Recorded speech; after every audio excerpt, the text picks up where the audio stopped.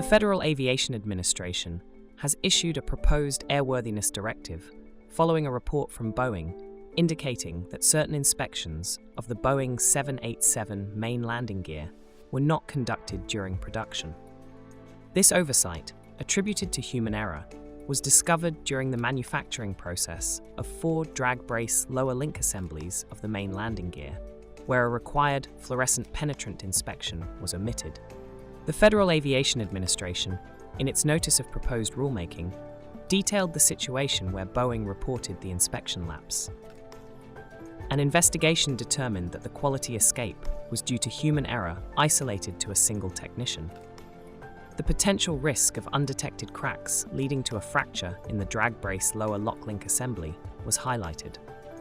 Such a fracture could result in the collapse of the main landing gear, compromising the aircraft's directional control on the ground, and potentially leading to runway excursions or penetration of the wing box fuel tank. The Federal Aviation Administration estimates that 156 Boeing 787 aircraft in the United States will be affected by this directive. Data indicates that Boeing has delivered 132 787s to US-based operators.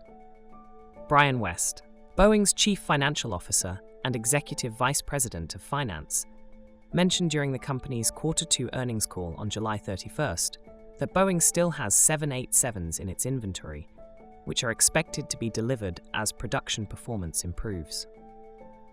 The Federal Aviation Administration has opened the notice of proposed rulemaking for comments from stakeholders until September 16th. Following the review of comments, the regulator will publish the final rule Airworthiness Directive. This directive follows a recent disclosure by Boeing in May, where it was revealed that an employee had falsified inspection records at the North Charleston, South Carolina facility.